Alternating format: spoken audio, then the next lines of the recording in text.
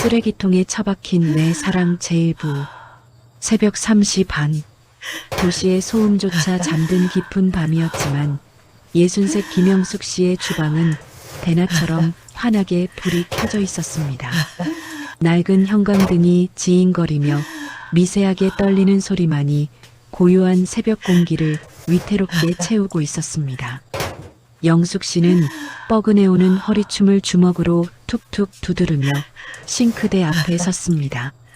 찬물에 손을 담그자 손끝이 바늘에 찔린 듯 아려왔지만 그녀의 입가에는 옅은 미소가 번졌습니다. 오늘이 바로 일주일 만에 아들네 집에 반찬을 가져다주는 날이기 때문이었습니다. 싱크대 위에는 어제 저녁부터 핏물을 빼놓은 최고급 소갈비가 산더미처럼 쌓여 있었습니다. 칠순을 바라보는 노인이 혼자 감당하기엔 벅찬 양이었지만 영숙 씨는 콧노래를 흥얼거렸습니다. 며느리 지은이가 저번 통화에서 스치듯 했던 말이 귓가에 맴돌았기 때문입니다. 어머님, 갈비찜이 세상에서 제일 맛있어요. 파는 것보다 훨씬 낫다니까요. 그 말 한마디가 뭐 그리 대단하다고 영숙 씨는 기초수급연금과 쌈짓돈을 모으고 모아 꼬박 2달치 생활비를 털어 한우 갈비를 샀습니다. 핏물을 뺀 갈비에 정성스레 칼집을 내고 배와 양파를 강판에 갈아 넣은 양념장에 재우기를 2시간, 냄비에서 고소하고 달큰한 냄새가 온 집안을 따뜻하게 데울 때쯤 영숙 씨의 이마에는 송골송골 땀방울이 맺혔습니다. 하지만 쉴 틈이 없었습니다. 아들 민호가 좋아하는 파김치도 담가야 했고 며느리가 비린내 안 나서 좋다던 멸치볶음도 볶아야 했습니다. 쪽파를 다듬는 영숙 씨의 손가락은 오랜 가사 노동과 관절염으로 마디마디가 굵어져 있었지만 자식을 위한 그 손놀림만큼은 누구보다 빠르고 정확했습니다. 아이고 허리야. 그래도 이거 먹고 우리 새끼들 힘내야지. 요즘 민호가 회사 다니느라 얼굴이 반쪽이 됐던데 지은이도 살이 좀 빠진 것 같고. 영숙 씨는 혼잣말을 중얼거리며 막 버무린 파김치 하나를 손으로 집어 입에 넣어 보았습니다. 알싸하면서도 깊은 감칠맛이 도는 젓갈향이 입안을 가득 채웠습니다. 딱 좋았습니다. 이 정도면 입맛 까다로운 며느리도 밥 한 그릇은 뚝딱 비울 것이라 확신했습니다. 상상만으로도 영숙 씨는 이미 배가 부른 듯 했습니다. 동이 트고 아침 8시가 되어서야 모든 반찬 준비가 끝났습니다. 10개가 넘는 반찬통을 꼼꼼하게 랩으로 싸고 보따리에 챙겨 넣으니 그 무게가 영숙 씨의 몸무게만큼이나 묵직했습니다. 택시를 타면 편하게 갈 수 있겠지만 그 돈 2만 원이면 나중에 손주가 태어났을 때 내복이라도 한 벌 더 사주지 싶어 영숙 씨는 굳이 가파른 계단이 있는 지하철역으로 향했습니다. 출근길 만원 지하철은 전쟁터나 다름없었습니다. 사람들에게 이리 치이고 저리 치이면서도 영숙 씨는 품에 안은 반찬 가방만큼은 누가 건드릴 새라 아이를 안듯 꽉 끌어안았습니다. 음식 냄새가 난다며 노골적으로 눈살을 찌푸리는 젊은 아가씨의 눈총도 발을 밟고 지나가는 아저씨의 거친 행동도 모두 참아낼 수 있었습니다. 이 음식들을 식탁에 펼쳐놓고 환하게 웃을 아들 내외의 얼굴, 그 하나만 생각했기 때문입니다. 1시간 반을 달려 도착한 아들네 아파트 현관 앞. 영숙 씨는 거친 숨을 몰아쉬며 익숙하게 도어락 덮개를 올렸습니다. 비밀번호는 1234. 아들 민호의 생일이었습니다. 그녀는 주저없이 번호를 눌렀습니다. 띠리릭, 띠리릭. 하지만 경쾌하게 열려야 할 문은 묵묵부답이었습니다. 대신 삐비빅, 삐비빅 하는 날카로운 경고음만이 복도를 차갑게 울렸습니다. 어라? 내가 늙어서 손이 떨리나? 번호를 잘못 눌렀나? 영숙 씨는 다시 한번 천천히 손가락에 힘을 주어 꾹꾹 눌러보았습니다. 1, 2, 3, 4. 별표. 하지만 역시나 문은 열리지 않았습니다. 굳게 닫힌 철문은 마치 영숙 씨를 거부하는 거대한 벽처럼 혹은 넘을 수 없는 선처럼 느껴졌습니다.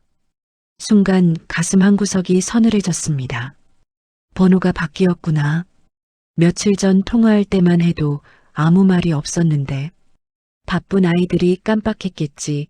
영숙 씨는 애써 서운한 마음을 누르며 초인종을 눌렀습니다.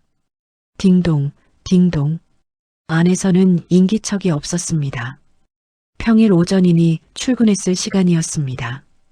영숙 씨는 주머니에서 낡은 휴대폰을 꺼내 며느리에게 전화를 걸었습니다. 신호음이 한참을 가고 나서야 잠이 덜 깬 듯한, 아니 귀찮음이 수화기 너머로 뚝뚝 떨어지는 목소리가 들려왔습니다. 여보세요. 아가 나다. 애미다다. 아, 네 어머님. 무슨 일이세요? 아침부터 급한 일 있으세요? 며느리 지은의 목소리는 건조하기 짝이 없었습니다. 시어머니가 아침부터 전화를 했는데 안부도 묻지 않는 그 태도가 야속했지만 영숙 씨는 짐짓 밝은 목소리로 말했습니다. 내가 지금 너희 집 앞이다. 갈비찜이랑 파김치 좀 넉넉히 해왔는데 비밀번호가 바뀌었나 보구나. 문이 안 열려서 말이야. 전화기 너머로 짧은 침묵이 흘렀습니다. 그리고 들려온 건 반가움이 아니라 짜증 섞인 한숨 소리였습니다. 아, 어머님, 오실 거면 미리 연락 좀 주고 오시라고 제가 몇 번을 말씀드렸잖아요. 저 오늘 연차라서 늦잠 좀 자려고 했는데 벨소리 때문에 깼잖아요. 그리고 집에 먹을 거 많아요. 냉장고 꽉 찼는데 또 뭘 바리바리 싸들고 오셨어요? 그래.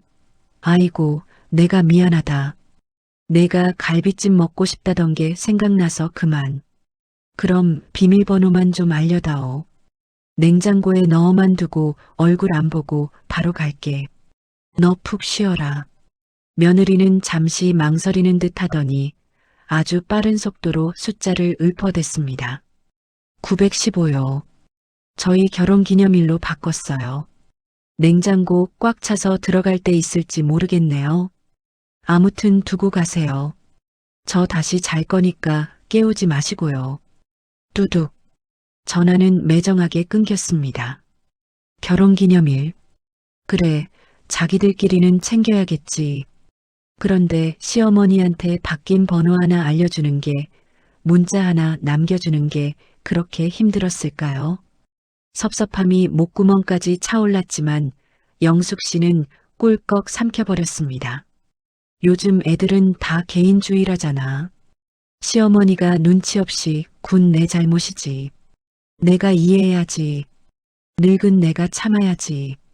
그렇게 스스로를 다독이며 바뀐 번호를 누르고 안으로 들어갔습니다. 집안은 썰렁했습니다. 모델하우스처럼 깔끔하게 꾸며져 있었지만 사람 사는 온기라고는 느껴지지 않았습니다. 며느리는 안방에서 자고 있는지 콧배기도 보이지 않았습니다. 영숙 씨는 발 뒤꿈치를 들고 조심조심 부엌으로 향했습니다. 가져온 반찬통들을 식탁 위에 늘어놓고 냉장고 문을 열었습니다. 며느리 말대로 냉장고는 꽉 차 있었습니다. 하지만 그 안을 채우고 있는 건 영양가 있는 음식이 아니었습니다. 먹다 남은 배달 음식 용기들, 뜯지도 않은 인스턴트 식품들, 굴러다니는 맥주 캔, 그리고 유통기한이 한참 지난 소스들이 어지럽게 널려 있었습니다. 세상에 이러고 사니 속이 성할 리가 있나? 맨날 시켜 먹고 인스턴트만 먹고 민호 위장도 약한데. 영숙 씨는 혀를 차며 냉장고 정리를 시작했습니다. 상에서 곰팡이가 핀 음식들을 골라내고 말라 비틀어진 치킨 조각들을 치우며 겨우 공간을 만들었습니다. 그리고 자신이 가져온 갈비찜과 파김치, 밑반찬들을 차곡차곡 채워 넣었습니다. 꽉 찬 반찬통을 보니 왠지 모를 뿌듯함이 밀려왔습니다. 적어도 일주일은 우리 아들, 며느리 밥 걱정은 없겠구나 싶어서였습니다. 정리를 대충 마치고 돌아서려는데 부엌 한 구석 다용도실로 나가는 문이 살짝 열려 있는 게 보였습니다. 그 틈으로 묘하게 시큼하고 고약한 냄새가 새어나오고 있었습니다. 음식물 쓰레기 냄새였습니다. 평소 결벽증에 가까울 정도로 깔끔을 떠는 며느리가 웬일로 쓰레기를 안 치웠나 싶어 영숙 씨가 대신 버려줄 요량으로 다용도실 문을 열었습니다. 그리고 영숙 씨는 그 자리에서 얼어붙고 말았습니다. 심장이 쿵하고 바닥으로 떨어져 내리는 것 같았습니다. 대용량 음식물 쓰레기통, 뚜껑이 반쯤 열려 있는 그 통 안에는 붉은 양념이 잔뜩 묻은 무언가가 가득 차 있었습니다. 초파리 몇 마리가 윙윙거리며 그 위를 날아다니고 있었습니다. 설마 아닐 거야. 영숙 씨는 떨리는 손으로 쓰레기통 뚜껑을 완전히 열어보았습니다. 그것은 김치였습니다. 그것도 그냥 김치가 아니었습니다. 지난주 영숙 씨가 허리 한번 펴지 못하고 땀을 뻘뻘 흘리며 담가서 택배로 붙여주었던 바로 그 포기김치였습니다. 아직 숨도 다 죽지 않은 생생한 배추들이 밥알 하나 섞이지 않은 채 썰리지도 않은 포기째로 쓰레기통에 처박혀 있었습니다. 그뿐만이 아니었습니다. 그 옆에는 영숙 씨가 보낸 소고기 장조림이 국물째 엎질러져 있었고 멸치볶음은 뜯지도 않은 비닐봉지째로 뒹굴고 있었습니다. 잡채는 퉁퉁 불어 터진 채 하얗게 곰팡이가 피어 있었습니다.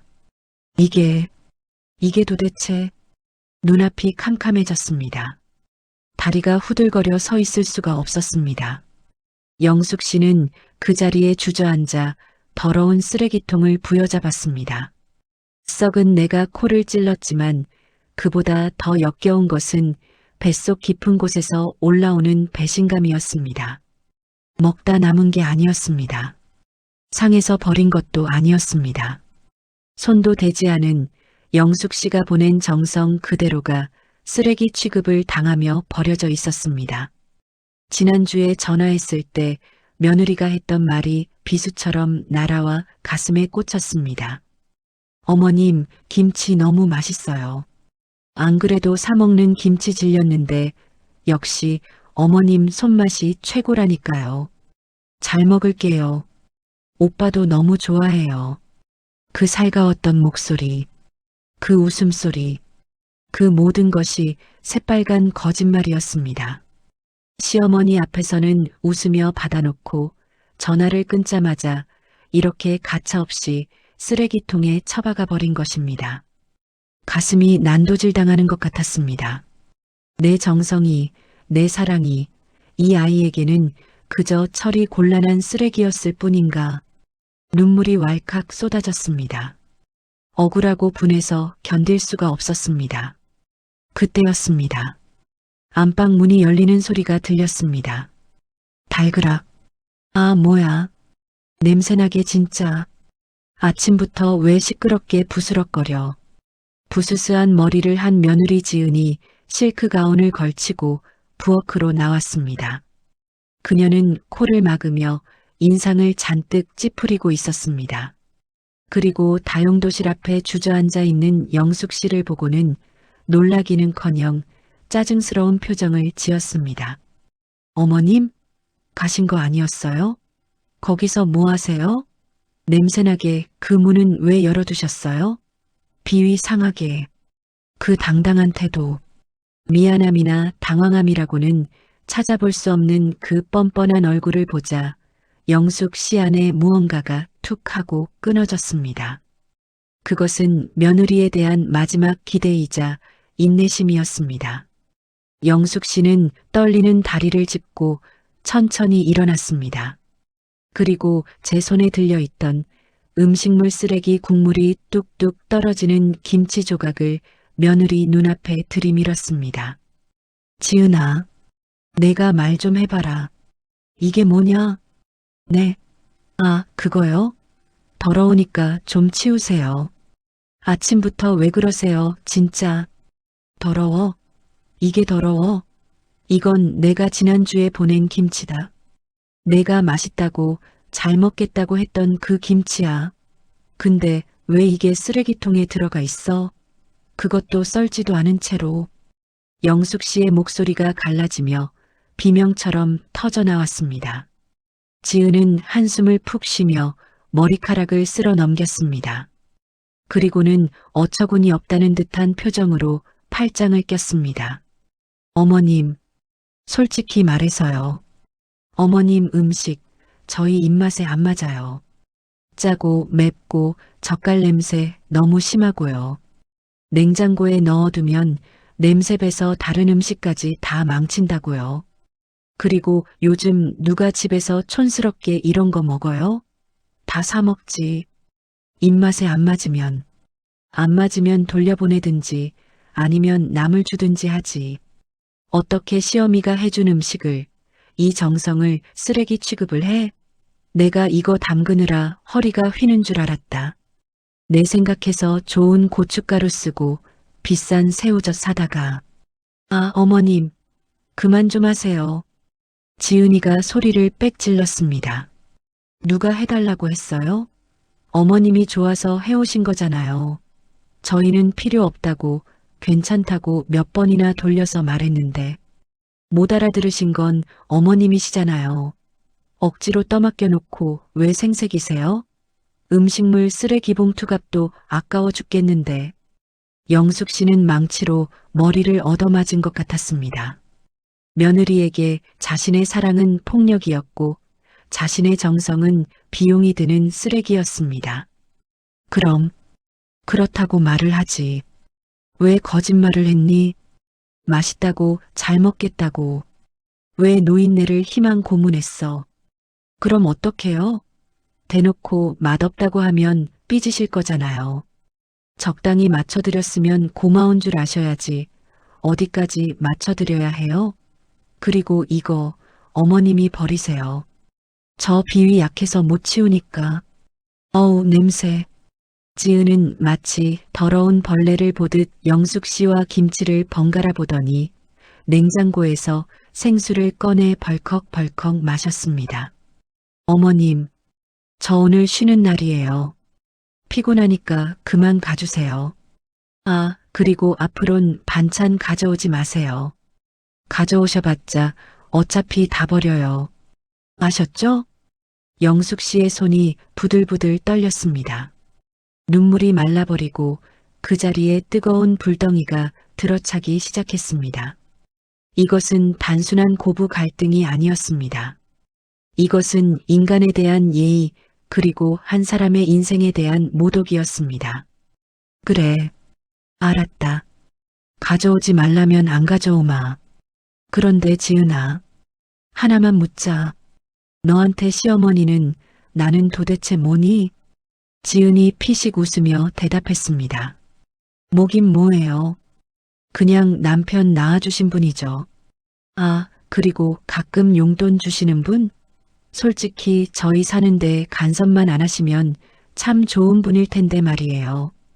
그 순간 현관 도어락 소리가 들렸습니다. 띠리릭. 엄마 오셨어? 신발이 있네. 아들 민호였습니다. 반차를 냈는지 예상보다 일찍 귀가한 아들은 험악한 집안 분위기를 감지하고 어리둥절한 표정을 지었습니다. 엄마, 왜 그러고 서 있어? 지은이 너는 왜 인상을 쓰고 있고 무슨 일 있어? 민호 씨 왔어? 잘 왔네. 어머님이 아침부터 사람 피곤하게 하시잖아. 저 쓰레기통 뒤져서 김치 버린 거 가지고 따지시는데 내가 뭐 틀린 말 했어? 맛없어서 버린 게 죄야? 곰팡이 필 때까지 두는 것보다 낫잖아. 민호는 바닥에 나뒹구는 김치와 영숙 씨의 표정을 보고 상황을 파악했습니다. 그는 난처한 듯 머리를 극적였습니다. 아, 엄마. 내가 말했잖아. 지은이 입맛 까다롭다고. 그냥 사 먹는 게 낫다고 했잖아. 왜 고생스럽게 해와서 서로 기분 상하게 해. 엄마가 이해 좀 해줘. 아들마저, 내 배 아파 낳은 내 아들마저 며느리 편을 들고 있었습니다. 아니, 편을 드는 게 아니라 그 역시 엄마의 음식을 귀찮아하고 있었던 것입니다. 민호야, 너도 알았니?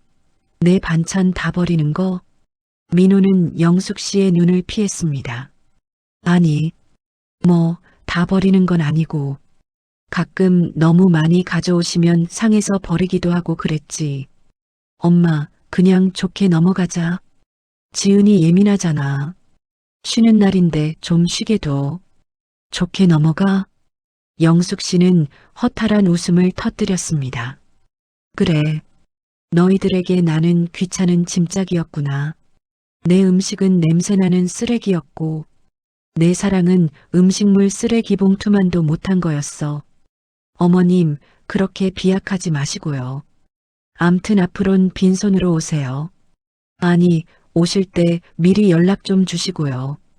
저 이제 들어가서 잘게요. 아우, 머리 아파. 지은은 획 돌아서 안방으로 들어가려 했습니다. 그때 영숙 씨가 나지막하게 불렀습니다. 지은아. 네. 또 왜요? 지은이 짜증 섞인 얼굴로 돌아보았습니다. 영숙 씨는 손에 들고 있던 김치 조각을 쓰레기통에 툭 던져 넣었습니다. 그리고 주머니에서 손수건을 꺼내 손을 닦으며 물었습니다. 너 내가 매달 보내주는 생활비 300만 원. 그것도 냄새나서 싫으니? 네. 아니요. 돈이 왜 냄새가 나요? 그건 감사하게 쓰고 있죠. 그럼 내 남편 차 할부금 100만 원, 너희 아파트 관리비 50만 원, 내가 긁고 다니는 카드감 300만 원. 그것도 내가 내주는 건 알지? 그럼요. 어머님 능력 좋으시잖아요. 아버님 유산도 있으시고. 근데 갑자기 돈 얘기는 왜 하세요? 치사하게. 치사해? 그래, 치사하다. 그런데 지은아, 내가 방금 그랬지? 김치 맛없어서 버렸다고. 맛없는 거 억지로 먹는 거 고역이라고. 네, 그랬죠. 그래서요? 나도 그렇구나. 나도 맛없는 집만 골라 하는 며느리한테 내 피 같은 돈 쓰는 거 참 고역이다. 내가 김치 버릴 권리가 있듯이 나도 내 돈 버릴 곳을 정할 권리가 있지 않겠니? 무슨 말씀이세요? 영숙 씨는 싸늘하게 식은 눈빛으로 며느리와 아들을 번갈아 쳐다보았습니다. 너희가 버린 건 김치가 아니다. 너희가 쓰레기통에 처박은 건 너희들의 미래야. 뭐라고요? 아니, 김치 좀 버렸다고 지금 협박하시는 거예요? 어머님 진짜 웃기시네. 그래서요? 돈 끊으시게요? 끊으세요. 누가 겁날 줄 알아요? 오빠 월급으로 살면 돼요. 지은이 코웃음을 쳤습니다. 민호는 당황해서 지은의 팔을 잡았지만 지은은 뿌리쳤습니다. 그래, 민호 월급? 민호 월급 실수령액 350만 원. 너희 아파트 대출이자 150만 원. 관리비 50만 원. 내 카드값 한 달 평균 300만 원. 민호차 유지비 50만 원. 식비, 보험료, 통신비. 합계가 얼마니? 벌써 적자인데? 내가 지원해주는 500만 원 없으면 너희 숨이나 쉴 수 있겠니? 순간 지은의 얼굴이 굳어졌습니다. 민호 역시 사색이 되었습니다. 엄마, 왜 그래? 농담이지? 우리가 잘못했어. 지은이가 말이 좀 심했어. 사과해, 빨리. 싫어. 내가 뭘 잘못했는데? 다 맞는 말이잖아. 그리고 어머님, 진짜 돈 끊으시면 저 가만 안 있어요. 손주, 꿈도 꾸지 마세요. 평생 독수 공방하는 노인네로 늙어 죽게 할 거니까. 어쩌라고요. 진짜. 손주, 그래. 그 대단한 벼슬.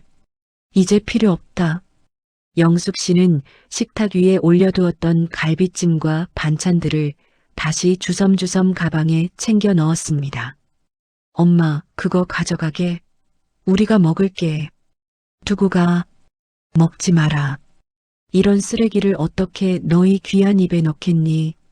내가 가져가마. 가서 길고양이들을 주든 내가 다 먹든 할 테니 신경 꺼라. 영숙 씨는 도망치듯 그 집을 빠져나왔습니다.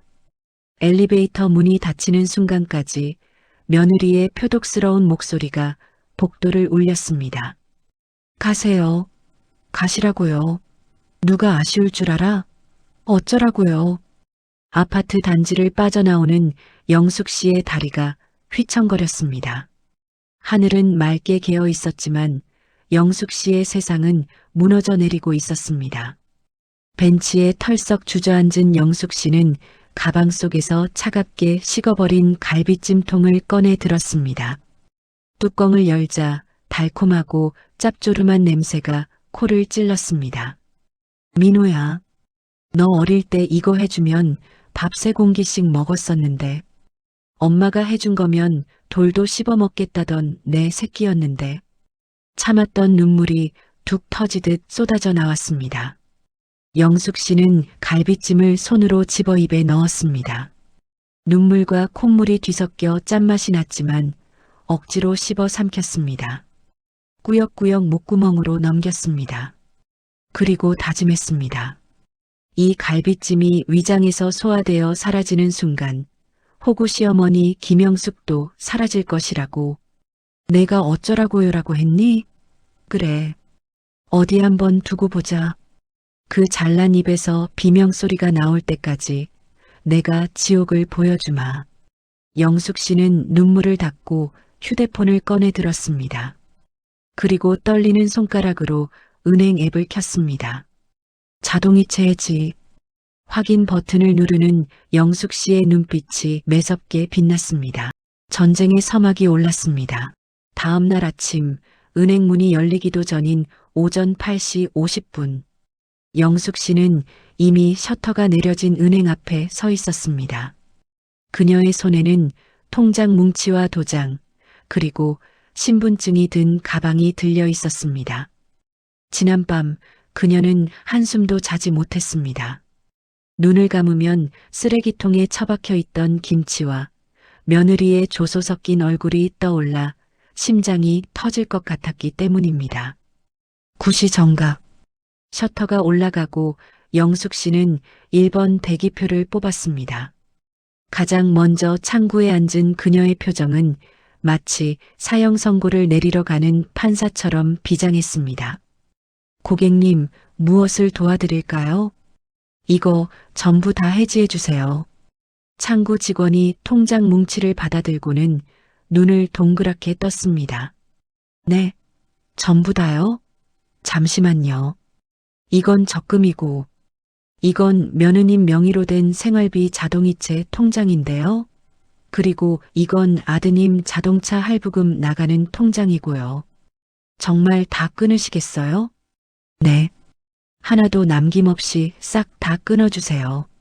며느리 앞으로 된 가족 카드도 지금 당장 정지시켜 주시고요.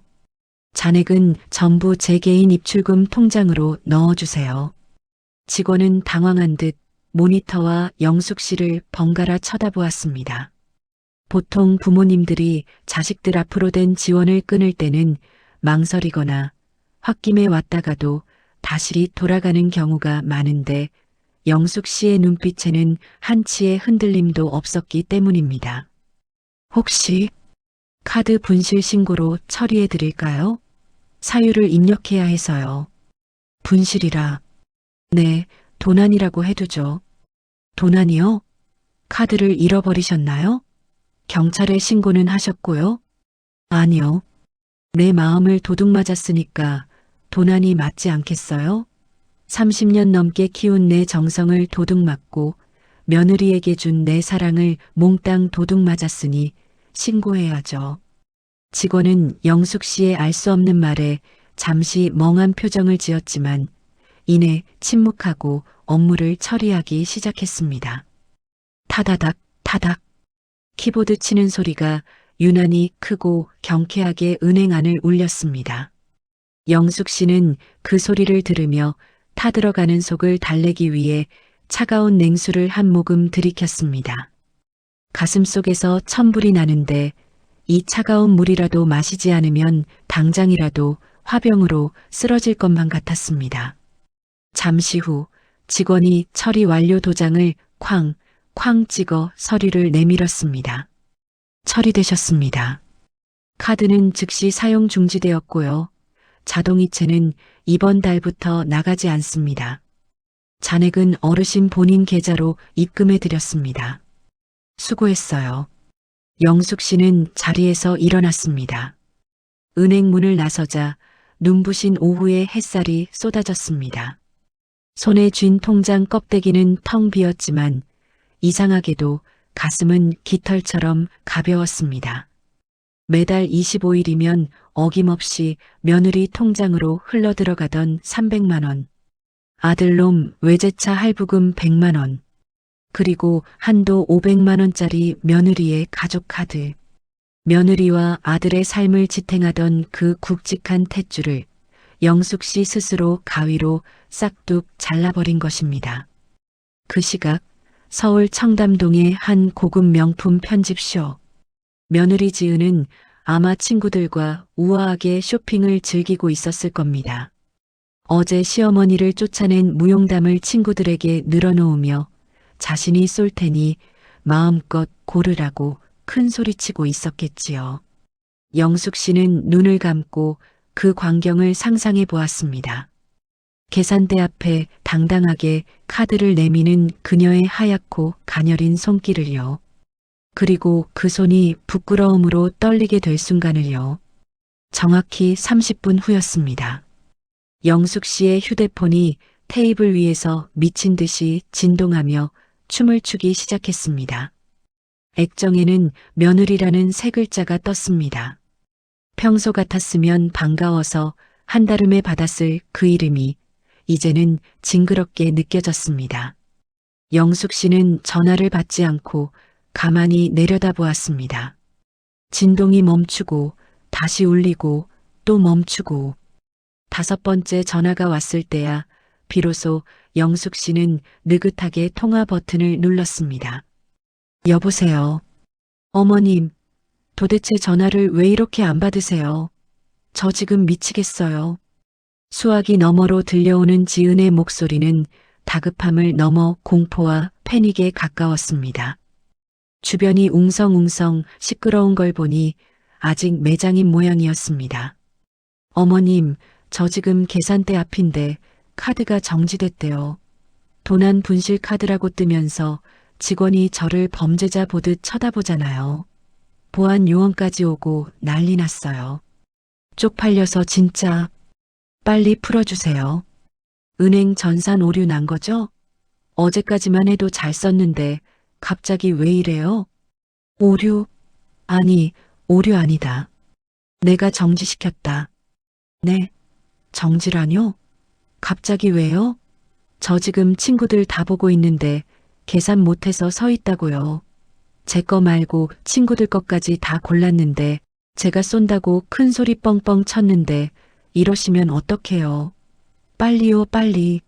현기증 난단 말이에요. 빨리. 내가 급한 모양이구나. 그런데 어쩌냐. 나는 이제 그 카드 요금 내줄 돈이 없다. 쓰레기 같은 반찬이나 만드는 노인네가 무슨 돈이 있겠니? 내가 그랬지 않니? 내 반찬에서 냄새 난다고 싫다고. 내가 쓰는 돈에서도 내 쉰내가 날까봐 내가 치워주는 거다. 어머님, 지금 뒤끝 부리시는 거예요? 아까 그 김치 때문에 이러시는 거냐고요. 아, 알았어요. 죄송해요. 됐죠? 사과드리면 되잖아요. 그러니까 빨리 풀어주시라고요. 저 지금 창피해서 죽을 것 같단 말이에요. 사람들이 다 쳐다본다고요. 영숙 씨는 헛웃음을 터뜨렸습니다. 영혼이라고는 티끌만큼도 없는 그저 이 창피한 상황을 모면하기 위한 가벼운 사과. 마치 자판기 버튼을 누르면 툭 튀어나오는 캔 음료 같은 싸구려 사과였습니다. 지은아, 너는 사과가 참 쉽구나. 그런데 어쩌냐? 나는 그 사과 안 받으련다. 냄새나서 말이야. 내 입에서 나오는 말은 다 썩은 내가 나서 못 들어주겠구나. 뭐라고요? 어머님 진짜 노망 나셨어요? 왜 며느리 앞길을 막으세요? 그래, 노망 났다. 노망 난 늙은이 돈 쓰지 말고 내 능력껏 해결해라. 그리고 앞으로 생활비 300만 원도 없을 거다. 내가 그랬지? 음식물 쓰레기 처리 비용도 만만치 않다고. 그래서 내가 그 처리 비용 아껴주려고 그런다. 그 돈으로 음식물 쓰레기 봉투나 실컷 사렴. 내가 버린 내 정성만큼 다 사려면 트럭으로 사도 모자랄 테니까. 어머님, 이보세요. 김영숙 씨. 감히 시어머니 이름을 부르는 며느리의 악다구니를 들으며 영숙 씨는 전화를 끊어버렸습니다. 그리고 곧바로 수신 차단 목록에 며느리의 번호를 추가했습니다. 심장이 쿵쿵 뛰었지만 태어나서 처음 느껴보는 짜릿한 쾌감이 온몸을 감쌌습니다. 30년 묵은 체증이 내려가는 기분이었습니다. 그로부터 일주일이 지났습니다. 그 일주일은 영숙 씨에게는 해방과 치유의 시간이었고 아들 내외에게는 서서히 조여오는 지옥의 시간이었습니다. 영숙 씨의 휴대폰 차단 목록에는 며느리의 부재중 전화 기록이 100통 가까이 쌓여 있었고 아들 민호의 문자 메시지도 넘쳐났습니다. 엄마 죄송해요. 한 번만 봐주세요. 김치 다시는 안 버릴게요. 관리비 낼 돈이 없어요. 하지만 영숙 씨는 답장하지 않았습니다. 읽지도 않고 삭제했습니다. 그 문자를 읽을 시간에 영숙 씨는 평소 가보고 싶었던 맛집을 가고 미용실에 가서 파마를 했습니다. 그동안 영숙 씨는 또 다른 행동을 개시했습니다.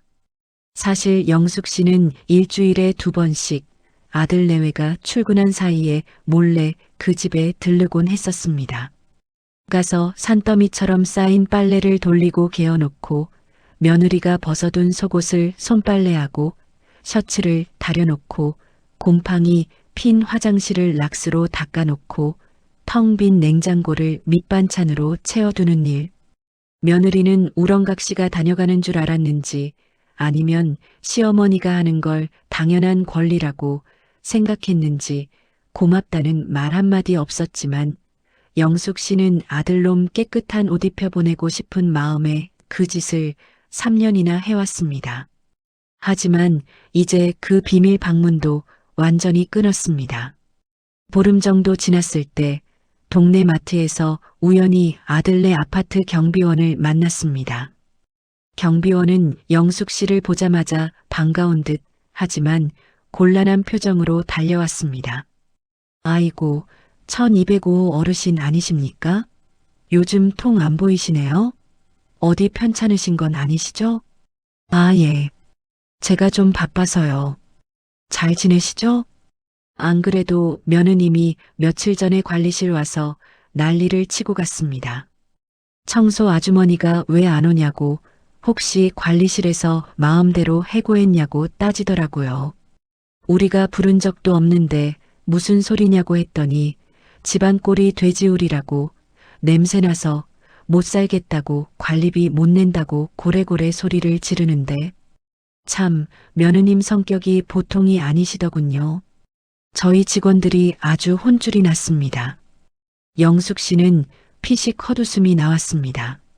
지은이는 시어머니가 와서 청소해 주는 걸 알면서도 그동안 모른 척하며 꿀을 빨고 있었던 것입니다. 이제 그 우렁각시가 사라지자 집안 꼴이 말이 아니게 된 모양이었습니다. 쓰레기를 버릴 줄만 알았지 치울 줄은 모르는 부부였으니까요. 그날 밤 민호가 불쑥 영숙 씨의 집으로 찾아왔습니다. 다행히 현관 비밀번호를 바꾸지 않았던 탓에 아들은 문을 열고 들어왔습니다. 하지만 들어온 아들의 몰골은 상상 그 이상이었습니다. 넥타이는 비뚤어져 있고 셔츠 깃은 때가 타서 거뭇거뭇했으며 옷에서는 퀴퀴한 담배 냄새와 땀 냄새가 진동했습니다. 엄마. 민호는 들어오자마자 현관 신발장에 주저앉아 신발도 벗지 못한 채 깊은 한숨을 쉬었습니다. 밥은 먹었니? 아니. 점심에 편의점에서 컵라면 하나 먹었어. 저녁은 굶었고 지은이가 밥을 안 해. 시켜 먹을 돈도 없다고 난리고 카드 정지돼서 배달앱 결제도 안 돼. 엄마, 우리 진짜 죽겠다. 집이 엉망이야. 냄새나고 입을 옷도 없고 수건도 없어. 그래서 나보고 가서 빨래라도 해달라는 거냐? 밥 차려달라는 거야? 아니, 그게 아니라 엄마가 그동안 해주셨던 거 이제 알겠어. 우리가 잘못했어. 뼈저리게 느끼고 있어. 빈자리가 이렇게 클 줄 몰랐어. 그러니까 제발 예전처럼만 돌아가 주면 안 될까? 지은이 카드값 연체된다고 독촉 전화 오고 난리야. 나 월급 압류당하게 생겼어. 이번 달 아파트 관리비도 못 냈어. 이러다 전기도 끊기겠어. 민호가 영숙 씨의 바짓단을 잡고 애원했습니다. 예전 같으면 마음이 약해져서 당장 국이라도 끓여 먹이고 지갑을 열었을 겁니다. 하지만 이번엔 달랐습니다. 영숙 씨는 잡힌 바지를 더러운 것이라도 묻은 양 매몰차게 뿌리쳤습니다. 반성? 돈이 없으니까 하는 척 하는 거겠지. 배고프니까 굽히는 거겠지. 민호야, 너는 내가 그 집 식모로 보이니? 3년 동안 내가 해준 게 노동으로 치면 얼마인 줄 아니? 파출부 일당으로 쳐도 한 달에 200은 넘는다. 거기다 생활비 300, 카드값, 각종 공과금. 너희는 한 달에 1,000만 원씩 내 등골을 빼먹고 살았던 거야. 내 살점을 뜯어먹고 살았던 거라고. 그런데 고마움은커녕 쓰레기 취급을 해? 엄마 한 번만 봐줘. 진짜 이번만 도와주면 내가 지은이 교육 다시 시킬게. 내가 싹싹 빌게. 교육? 30 넘은 애를 무슨 교육을 시켜. 그리고 민호야. 내가 모르는 게 하나 있구나. 내가 오늘 너한테 보여줄 게 있다. 영숙 씨가 안방 서랍장에서 누런 대봉투 하나를 꺼내 거실 탁자 위에 던졌습니다. 툭 하고 묵직한 소리가 났습니다. 이게 뭐야? 등기부 등본이다. 너희 사는 그 아파트 말이다. 민호의 눈이 동그랗게 커졌습니다. 그는 떨리는 손으로 서류를 꺼내 보았습니다. 그 아파트, 엄마가 결혼할 때 우리 살라고 해준 거잖아. 우리 명의로. 착각하지 마라. 내 명의로 해준 적 없다. 세금 문제 때문에 그리고 내가 며느리한테 기죽지 말라고 내 이름 빌려 전세 계약한 것처럼 꾸며놨지만 실소유주는 나야. 그리고 그 전세 보증금, 내 돈인 거 증빙 서류 다 있다. 여기 내가 쓴 차용증도 있고. 기억 안 나니? 그게 무슨 소리야? 엄마 거니까. 우리 거나 마찬가지잖아. 아니, 내 건 내 거고 내 건 내 거지. 그런데 넌 가진 게 없잖니. 이번 주 안으로 집 비워라. 뭐? 엄마, 지금 뭐라고 했어? 집을 비우라니? 내가 변호사 만나서 다 알아봤다. 무상거주 확인서 무효 처리하고 너희 내쫓는 거 일도 아니더구나. 명도 소송하기 전에 내용 증명 내일 아침에 도착할 거다. 당장 나가. 내 집에서 내 돈으로 호의호식하면서 내 정성을 쓰레기통에 처박고 나를 무시하는 꼴은 더 이상 못 본다. 엄마 갈 데가 어디 있다고 나가라고 해. 서울 하늘 아래 전셋집 구하는 게 얼마나 힘든데. 보증금도 없이 어딜 가라고. 우리 보고 길바닥에 나앉으라는 거야? 그건 너희 사정이지. 고시원을 가든 지은이네 그 잘난 친정을 가든 알아서 해라. 사돈댁 부자라고 유세 떨었으니 거기 가면 반겨주지 않겠니? 그리고 지금까지 지원해준 돈 증여세 신고 안 했으니 토해내라고 국세청에 찌르기 전에 조용히 나가라. 민호는 사색이 되어 입을 다물지 못했습니다. 엄마라는 존재가 언제나 뒤에서 묵묵히 지원해주던 그 든든하고 만만한 배경이 사실은 자신의 생사여 탈권을 쥐고 있는 거대한 권력자였다는 걸 이제야 뼈저리게 깨달은 것입니다. 며느리의 자존심을 세워주던 그 아파트가 사실은 시어머니의 손바닥 위에 지어진 모래성일 뿐이었다는 것을요. 엄마 진짜 독하다. 어떻게 자식한테 이럴 수가 있어? 남들도 자식한테는 다 퍼주는데. 독해? 내가 독한 게 아니라 너희가 멍청한 거야. 부모가 주는 게 당연한 권리인 줄 알았지? 호의가 계속되면 권리인 줄 안다더니 딱 그 꼴이구나. 세상에 공짜는 없어. 그동안 낸 수업료라고 생각해라. 돌아가. 나 내일 친구들이랑 골프 치러 가야 해서 일찍 자야 한다. 골프? 엄마 골프도 쳐? 허리 아프다며. 돈 없다며. 너희한테 쓸 돈 나한테 쓰니까 아픈 허리도 낫더구나. 돈도 썩어나게 많고. 나가라. 영숙 씨는 아들을 현관으로 밀어내고 문을 쾅 닫아버렸습니다. 밖에서 엄마, 문 좀 열어줘. 하고 문을 두드리는 소리가 들렸지만 영숙 씨는 인터폰 전원마저 꺼버렸습니다. 식탁에 앉아 식은 차를 마시며 영숙 씨는 생각했습니다. 이제 곧 며느리 지은이가 알게 될 차례였습니다. 자신이 그토록 무시하던 시어머니가 자신의 인생을 쥐락펴락할 수 있는 유일한 동아줄이었다는 사실을 말입니다. 그리고 그 동아줄은 이미 끊어졌다는 것을요. 구독과 좋아요는 영상 제작에 큰 힘이 됩니다. 더 재밌는 이야기로 찾아뵙겠습니다. 감사합니다.